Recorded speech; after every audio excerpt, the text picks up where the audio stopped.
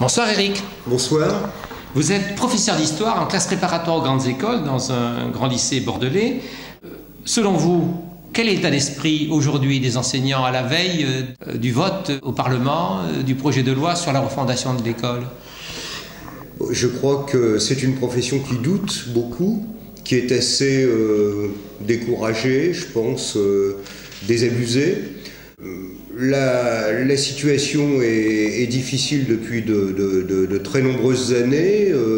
Il y a des aspects, je crois, financiers, d'abord, de prolétarisation du métier. Il y a un phénomène aussi de déconsidération sociale qui joue un rôle important, qui est lié, je pense aussi au fait que autrefois on vivait dans un monde où les enseignants faisaient partie des happy few dans le sens où ils étaient diplômés, et qu'aujourd'hui on a une population qui est évidemment majoritairement diplômée, où les diplômés sont de plus en plus nombreux, et donc évidemment ça relativise aussi cette espèce de position de magistère qui était celle des enseignants, pour le meilleur d'une certaine façon, parce que c'est bien aussi qu'ils se confrontent à une parole de parents qui ont un avis sur l'école, mais aussi je pense que d'une certaine manière ça les déstabilise. Je pense aussi qu'il y a des coups très rudes qui ont été portés ces 5 dernières années au métier, en termes d'abord de discours d'hostilité aux fonctionnaires. Ça touchait pas spécifiquement les enseignants, mais ça touchait l'ensemble des fonctionnaires, et puis aussi dans dans l'abandon de ce qui restait de la formation professionnelle, avec la suppression véritablement de l'année de stage et de l'année de formation, ce qui fait qu'on a fait commencer des jeunes gens qui, du temps des UFM, pouvaient leur première année d'enseignement ne faire que 6 à 8 heures par semaine, le reste du temps se former. On les a fait commencer à 18 heures, quelquefois avec 4 ou 5 niveaux, à cheval sur 2 établissements. Enfin bon, je trouve que les conditions vraiment d'entrée dans le métier sont devenues très, très difficiles. Cette loi sur l'école, et disons les dispositions, les propositions que fait le ministre, pensez-vous qu'elles sont de nature à faire évoluer cette situation ou non? Moi, je pense que le ministre prend le problème par le bon bout, je dirais, en essayant de recréer une formation, une véritable formation des enseignants. Je pense que, comme ça a dû être dit par d'autres de vos interlocuteurs, il faudrait faire commencer cette formation plus tôt, et qu'il faudrait mettre les jeunes gens qui se destinent à l'enseignement dans les classes de manière progressive dès les premières années de l'université.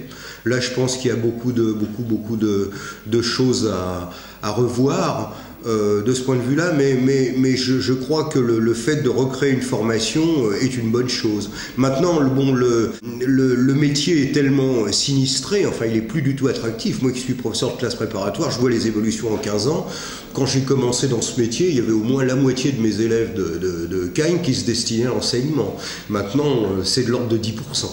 Il y a de 10% de gens qui rentrent en classe préparatoire littéraire pour être professeur. Parce qu'ils pensent peut-être avoir d'autres possibilités d'emploi? Parce qu'ils pensent avoir d'autres possibilités d'emploi plus intéressantes, et puis parce que je crois aussi qu'il y a aussi un discours médiatique sur les difficultés d'enseignement qui est très décourageant. Je pense à un film par exemple comme Entre les murs.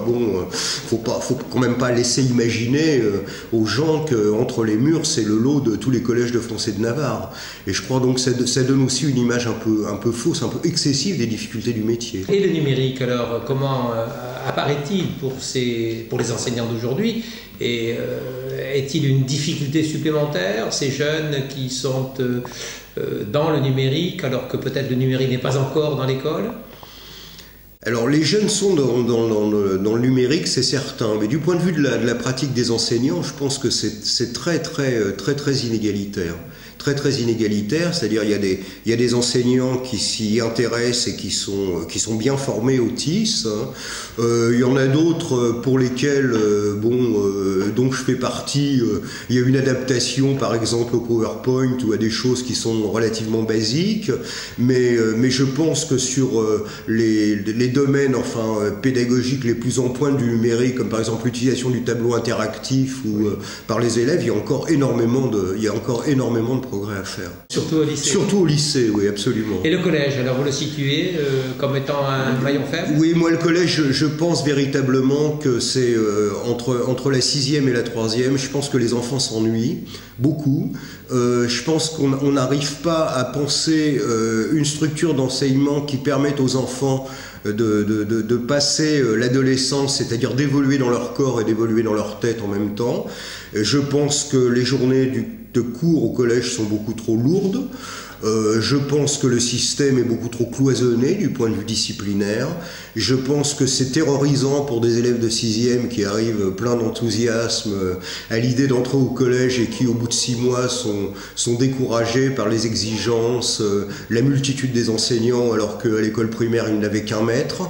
Et je crois vraiment que c'est... bon, il y a des difficultés à tous les échelons du système, mais je pense que c'est vraiment le maillon à repenser, certainement, autour de groupes de compétences, en mélangeant les âges, en mélangeant les formes d'apprentissage. Enfin, je pense que c'est peut-être le niveau de l'enseignement où on aurait le plus intérêt à casser, à briser la structure classe, telle qu'on la connaît traditionnellement. Oui.